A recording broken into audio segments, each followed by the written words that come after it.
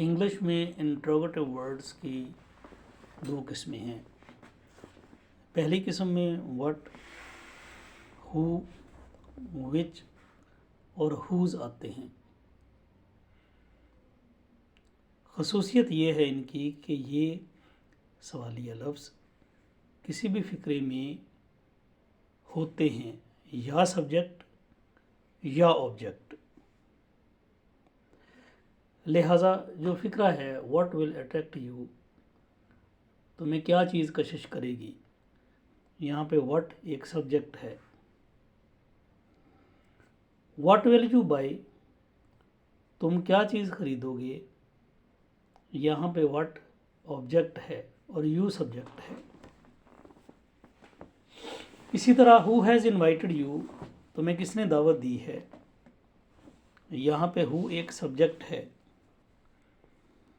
और who was bullying Iran,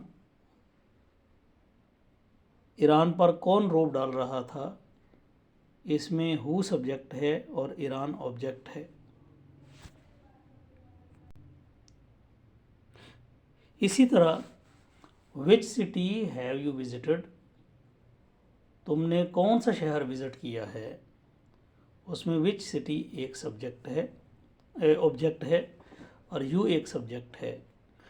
और whose war was Pakistan fighting, Pakistan किसकी जंग लड़ रहा था, पाकिस्तान एक सब्जेक्ट है और हुज वार एक ऑब्जेक्ट है। इसी तरह which question has boy solved, लड़के ने कौन सा सवाल हल किया है, या कौन सा सवाल लड़के ने हल किया है। तो कौन सा सवाल विच क्वेश्चन ऑब्जेक्ट है और बॉय सब्जेक्ट है। और whose book was boy searching, लड़का किसकी किताब तलाश कर रहा था, लड़का किसकी किताब ढूंढ रहा था, लड़का सब्जेक्ट है और हुज बुक ऑब्जेक्ट है।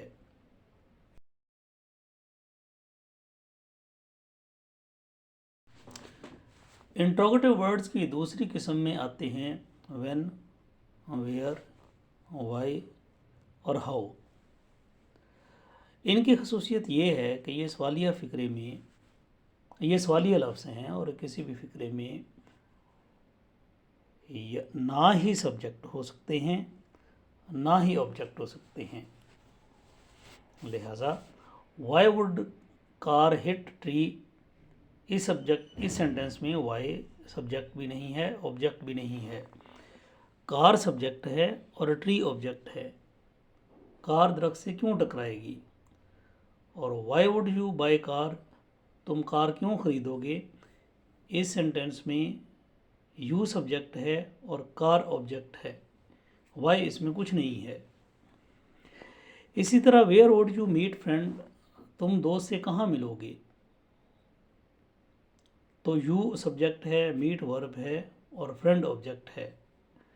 और where will you spend vacation, तुम छुट्टियाँ कहाँ गुजारोगे, यू सब्जेक्ट है, वेकेशन ऑब्जेक्ट है, स्पेंड वर्ब है, वेयर उसमें कुछ नहीं है। इसी तरह how could you convince him, तुम उसे किस तरह कन्विंस कर सके, तो यू सब्जेक्ट है, हिम ऑब्जेक्ट है। और how will they have pass test, उन्होंने टेस्ट कैसे पास किया होगा, टेस्ट ऑब्जेक्ट है और दे सब्जेक्ट है। इसी तरह when would you solve issue, तुम कब मसला हल करोगे, तो यू सब्जेक्ट है और इशू ऑब्जेक्ट है। और when will they deposit money, वो कब रकम जमा कराएंगे, दे सब्जेक्ट है और मनी ऑब्जेक्ट।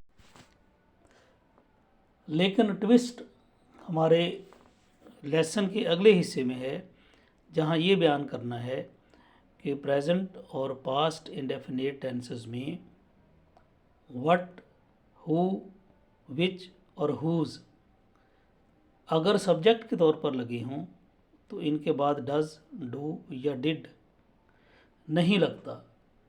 और अगर ये ऑब्जेक्ट के तौर पे लगे हों तो फिर डज, डू या डिड लगता है। दूसरे लफ्ज़ों में इन लफ्ज़ों के बाद अगर डू, डज या डिड लगा हो तो ये ऑब्जेक्ट के तौर पर काम करते हैं। ये परमानेंट बात याद रखने वाली है। लिहाजा मवाजना करके देखें। व्हाट अट्रैक्ट्स मैनकाइंड, इंसान को क्या चीज़ कशिश करती है। और व्हाट डज मैनकाइंड वांट, इंसान क्या चाहता है। पहले सेंटेंस में व्हाट एक सब्जेक्ट है और मैनकाइंड ऑब्जेक्ट है। दूसरे सेंटेंस में व्हाट एक ऑब्जेक्ट है और मैनकाइंड सब्जेक्ट है। इसी तरह विच सिटी इम्प्रेस्ड यू, किस शहर ने तुम्हें, कौन से शहर ने तुम्हें मुतासर किया। तो विच सिटी सब्जेक्ट है और यू ऑब्जेक्ट है, लिहाजा डू या डिड नहीं लगा।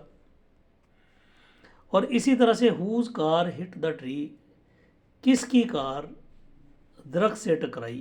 तो कार सब्जेक्ट है, हिट यहाँ पे सेकंड फॉर्म है और ट्री ऑब्जेक्ट है।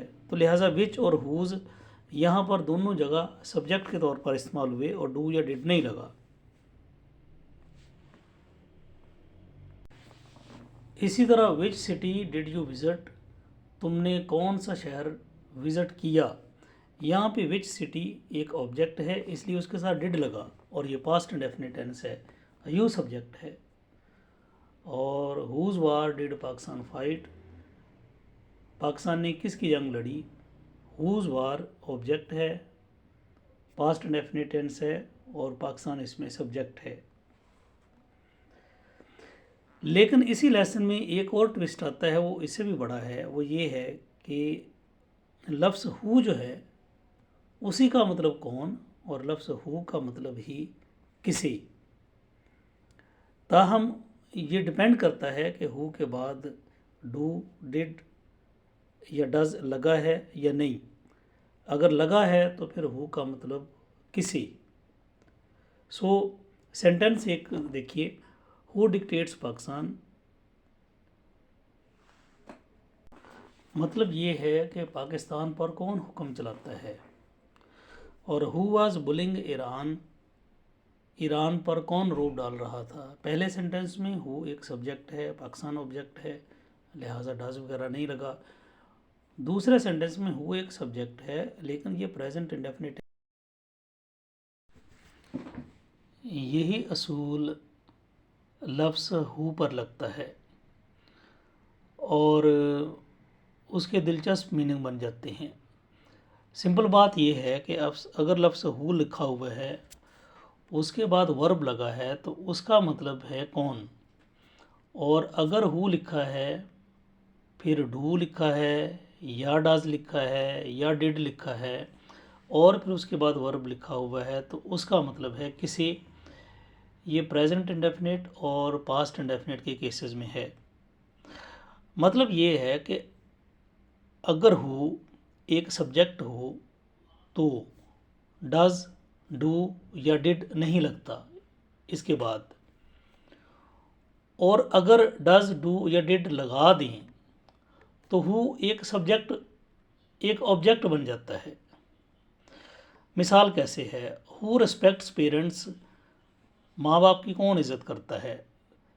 तो हु डज पेरेंट्स लव, वालिदैन किससे प्यार करते हैं। यहाँ पे हु जो है वो ऑब्जेक्ट है। फिर हु वर्शिप्स गॉड, खुदा की कौन इबादत करता है। और हु डज गॉड फॉरगिव, खुदा किसे माफ़ करता है। तो यहाँ पे दूसरे सेंटेंस में हु उसके बाद डू या डज लगा है इसलिए वो ऑब्जेक्ट है।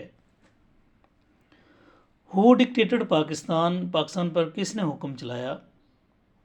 हु सब्जेक्ट है, पास्ट इंडेफिनिट है। और हु डिड पाकिस्तान ओबे, पाकिस्तान ने किसकी फरमाबरदारी की। हु एक ऑब्जेक्ट है और उसके बाद डिड लगा हुआ है, पास्ट इंडेफिनिट है। इसी तरह हु इन्वेंटेड गन पाउडर, किसने गन पाउडर ईजाद किया। और who did Europe betray, Europe ने किसे धोखा दिया। दूसरे सेंटेंस में हु एक ऑब्जेक्ट है। इसी लेसन की कंटिन्यूटी में आता है कि लफ्ज़ होम जब लिखा हो और उसके बाद हेल्पिंग वर्ब लिखा हो तो इसका मतलब है किसी। दूसरे लफ्ज़ों में लफ्ज़ किसे का तर्जमा होम होता है अगर उसके बाद हेल्पिंग वर्ब आ रहा हो, और लफ्ज़ किसे का तर्जमा हु बनता है अगर उसके बाद डू, डज या डिड में से कोई आए और फिर उसके बाद वर्ब लगे। दूसरे लफ्ज़ों में अगर हु एक सब्जेक्ट हो तो डज, डू या डिड नहीं लगता, और अगर डज, डू या डिड लगा दें तो हु एक ऑब्जेक्ट बन जाता है। ये पिछला ही कानून दोबारा यहाँ पे अप्लाई होगा। देखिए, होम विल पेरेंट्स लव, वालिदैन किससे प्यार करेंगे, यहाँ पे होम लग गया। और हु डज पेरेंट्स लव, वालिदैन किससे प्यार करते हैं, यहाँ पर भी हु का ही तर्जमा किससे है, ऊपर होम का तर्जमा है क्योंकि होम के बाद हेल्पिंग वर्ब मौजूद है। इसी तरह होम विल गॉड फॉरगिव, खुदा किसे माफ़ करेगा, और हु डज गॉड फॉरगिव, खुदा किसे माफ़ करता है। ऊपर वाले सेंटेंस में हेल्पिंग वर्ब है तो होम लगेगा किसी का तर्जमा, नीचे वाले में डू या डज लगा हुआ है लिहाजा हु लगेगा। इसी तरह whom has Pakistan obeyed, Pakistan ने किसकी फरमाबरदारी की है, हैज़ हेल्पिंग वर्ब है तो उससे पहले होम। और हु डिड पाकिस्तान ओबे, पाकिस्तान ने किसकी फरमाबरदारी की, पास्ट डेफिनेट है, डिड लगा हुआ है इसलिए हु का तर्जमा किसकी या किसे। Home has Europe betrayed, Europe ने किसे धोखा दिया है, तो होम लिखा हुआ है उसका मतलब किसे, और हैज़ एक हेल्पिंग वर्ब है। और who did Europe betray, Europe ने किसे धोखा दिया, पास्ट डेफिनेट है, डिड लगा हुआ है लिहाजा हु का मतलब है किसे।